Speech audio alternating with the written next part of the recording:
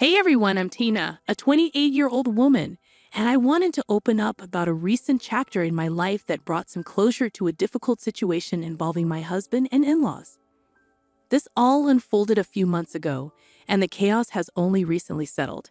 I'm still grappling with the emotional aftermath, and I believe sharing my story might offer some relief.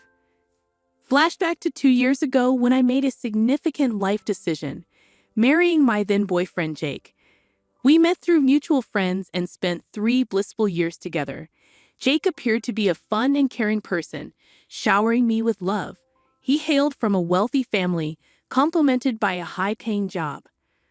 Our connection deepened over shared interests, especially our love for travel. As we progressed from casual dating to a serious relationship, my friends applauded him as a great guy, genuinely happy for us. The relationship was smooth sailing. Jake's care knew no bounds. He surprised me with thoughtful gifts, even presenting a new laptop on my college graduation day. Despite his generosity, I hesitated about him covering most expenses. Jake, I'm just a college student. I can't afford to reciprocate in the same way. Let's at least split other expenses, I'd insist. Jake, however, dismissed my concerns, emphasizing his desire to spoil his girlfriend. He argued that many of his friends did the same for their partners. Gradually, I accepted his gestures, but I made efforts to reciprocate within my means. Upon securing a well-paying job after college, I was thrilled to finally return the favor. We transitioned to splitting expenses evenly and contemplated moving in together. "You can move in with me," Jake suggested. "I inherited my house from my grandpa, so you won't have to worry about rent. But let's split other expenses, it wouldn't be fair otherwise." Despite my reservations, Jake reassured me that he wanted to take care of me. However, we agreed to divide other costs more equitably, considering the difference in our incomes.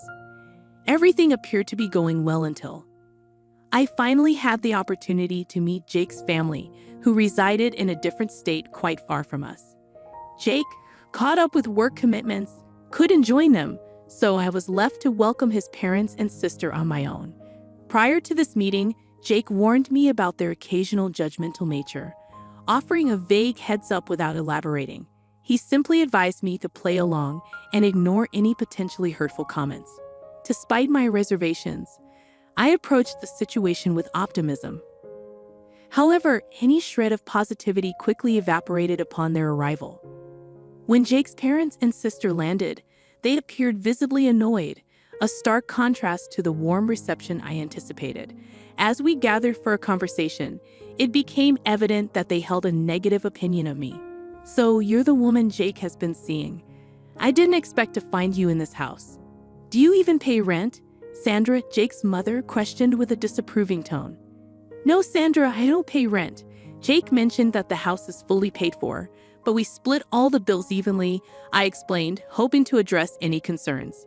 Sandra dismissed my explanation, asserting, "Just because the house is paid for doesn't mean you can mooch off him. This is his house, not yours. Remember that for the rest of your life." The conversation took an uncomfortable turn, especially with Jake's sister, Cassie, who seemed more interested in glaring at me than engaging in dialogue. When I attempted to include her by asking about her life, she responded with irritation, mentioning her marriage to a wealthy billionaire back home. Despite my efforts to bridge the gap, she waved me off, and Jake offered no support, seemingly aligning himself with his family's sentiments. Throughout their stay, Dave and Sandra continued to criticize me. They disapproved of my spending on makeup and skincare, insisting I shouldn't indulge in such luxuries when not contributing enough to the household. Their suspicion that I was relying on Jake's finances intensified, fueled by Jake's occasional unfounded remarks against me. For instance, he casually mentioned, Tina was a struggling student, even when it wasn't entirely true. When we first met, I found myself covering all the expenses, given that Tina had just started a job that didn't quite support her apparent taste for luxury. Confused by Jake's unexpected comments, I reminded him that we split our bills, emphasizing that I lived a simple life before and during our relationship. I clarified that any luxury items I owned were gifts from him, and I even used to scold him for overspending. However, Jake insisted that his status demanded extravagant gifts, and now I see it was more about him boasting to his friends. Their visit left a bitter taste, prompting me to question Jake about the whole ordeal. Unfortunately, he shrugged it off, downplaying the situation. "You're overthinking, Tina. Don't take it to heart. They meant well. What they said was disrespectful. Relax, you're overreacting," he dismissed. Despite my reservations, 6 months later, Jake proposed, and I happily accepted. We planned an engagement party, which we split evenly, balancing my small business on the side. Jake knew about its growth, but never inquired about the income. To me, it was a fulfilling hobby rather than a significant moneymaker. Deciding it was time to treat myself a bit, I opted for a grand engagement party, and Jake supported the idea. We divided the expenses equally, and I even covered the plane tickets for my extended family to attend. However, on the day of the party, criticism resurfaced. "You shouldn't have splurged so much at this party, Tina. You're draining Jake's account before you're even married. At this rate, you'll end up with a backyard wedding. I thought you were financially irresponsible, but it's worse than I thought," they remarked. I firmly declared to Sandra, "The party was extravagant, but we both agreed to it. I paid my share, and it was your son's idea to include everyone." Tina insisted a lot, and I couldn't say no. "I don't mind spending, but this party cost us a lot," Sandra retorted, accusing me of manipulating Jake into spending money, claiming he just couldn't say no to me. Cassie joined in, asserting that she knew the kind of person I was and that I should have fought better. Frustrated, I excused myself and sought a moment of respite on the venue's lawn, only to find Cassie and her husband Jim laughing at my expense. It felt like my engagement party was unraveling, with Jake oblivious to his family's judgments. Most of his extended family assumed I was jobless, painting me as a dependent fiancé. My mom, perceptive and protective, noticed my distress and approached. Aware of how hard managing finances could be as a single parent, she urged me to reconsider the engagement, pointing out the ongoing mean comments from Jake's family. After the party, I confronted Jake about the situation. He dismissed it as a joke, expressing his love and stating he didn't care about financial matters. However, I reiterated my desire to contribute, especially towards rent, but he brushed off the suggestion. Wedding planning brought more stress, with Jake's parents criticizing my choices and accusing me of bankrupting their son. I defended myself, stating that we were all contributing to the wedding, including my mom. Sandra's response was harsh, accusing me of robbing her son and insinuating that they expected us to empty the bank account for the wedding as well. I calmly addressed Dave's concerns. "I'm not asking for money, Dave. I'm simply letting you know that we can pay for this wedding just fine." On the day of the wedding, Cassie continued her comments on my dress and makeup expenses, despite my clarification that my mom covered those costs. The ceremony proceeded smoothly, but during the reception, Sandra and Dave couldn't resist bringing up my spending habits and accusing me of bleeding their son dry. Despite their negativity, I chose to keep quiet to prevent them from spoiling my special day. After a few months, Jake received a significant promotion at work, and he wanted to celebrate with a big family dinner. I was thrilled for him and decided to make the dinner extra special by offering to cover all the expenses. "I want this dinner to be extra special, Jake. I'm extremely proud of you, and I want to give you a treat. I've decided to pay for the dinner party completely," I enthusiastically told him. Jake was delighted by my gesture, and I explained that my business was doing well. I had a salary from my job, and I recently gained access to a trust fund from my paternal grandfather. I planned the entire event, ensuring everything was perfect for the celebration. However, when his family arrived, they were visibly displeased with the preparations. Despite positive feedback from others, it soon became evident that his family had issues with the celebration. During the speeches, Sandra stood up and loudly declared, "I thank everyone for gathering here to celebrate my son. He's incredibly hardworking and generous. He deserves this promotion completely."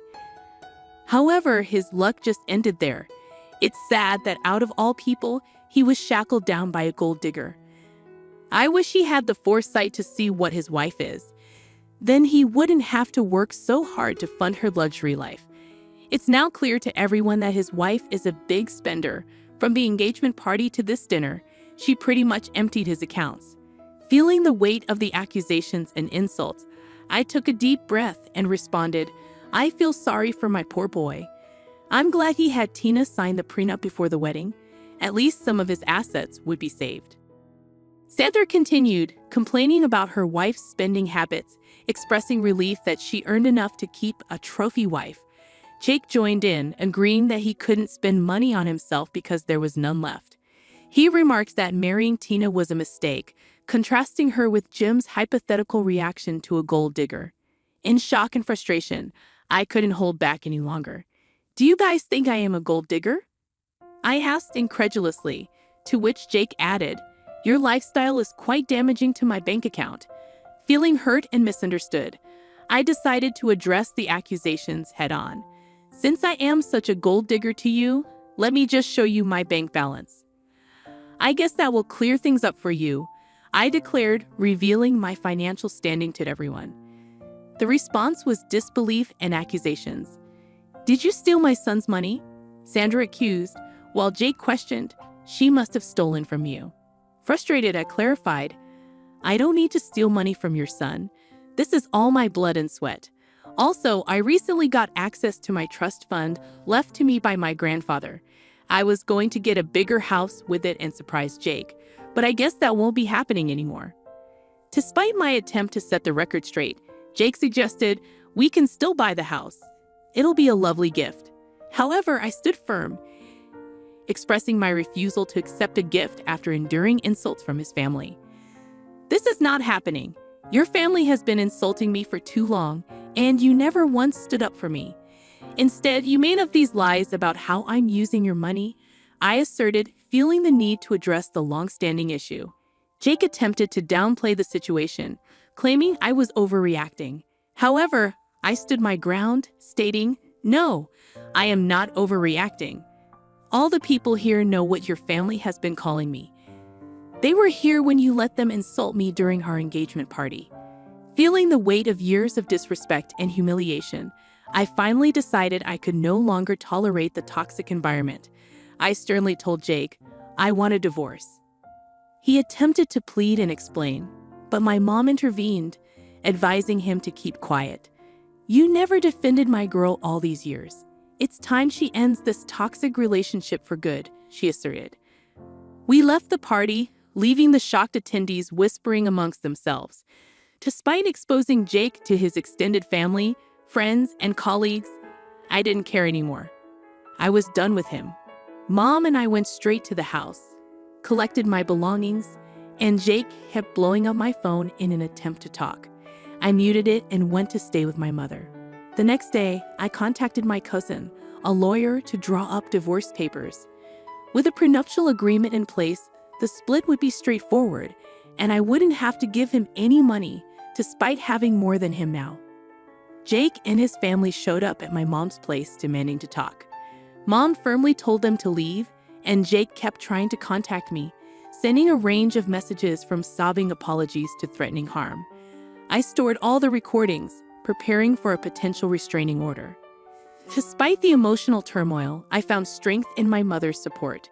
Jake even tried to show up at my office, but security was informed beforehand, promptly removing him. It was then I decided to quit my job. Though well-paying, my booming business meant I no longer needed it, and I wasn't interested in becoming a millionaire. I simply desired a peaceful life with dignity, so I submitted my notice that day and decided to move forward. A week after serving Jake with divorce papers at his workplace, he showed up at my former workplace, only to discover I had already quit. Colleagues informed me about his persistent attempts to send flowers and gifts to my mother's address. We returned the parcels, but the harassment continued, prompting me to contemplate relocation. With my mother's support, I found a perfect house in the next state, offering me a haven away from my ex. Currently awaiting finalization of paperwork, the judge granted a relatively smooth divorce due to the solid prenuptial agreement. During the 6 months of separation, I used the time to gather myself. Once the divorce was finalized, I promptly moved to my new home, changing my number to escape the relentless spam from Jake and his family. I heard Jake's life was in turmoil, blaming his parents for the marriage breakdown. Professionally, he faced a significant setback, with colleagues avoiding him and seniors displeased with the negative publicity in their close-knit community.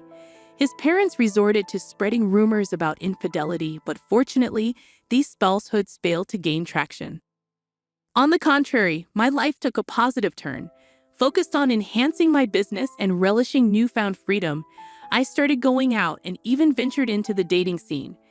Jake's insecurities made me cautious about committing too quickly, but I remain hopeful that with time, I will heal and find someone who truly cherishes me. While Jake's actions caused me pain, the strength gained from overcoming those challenges has propelled me into a brighter future, full of possibilities and self-discovery.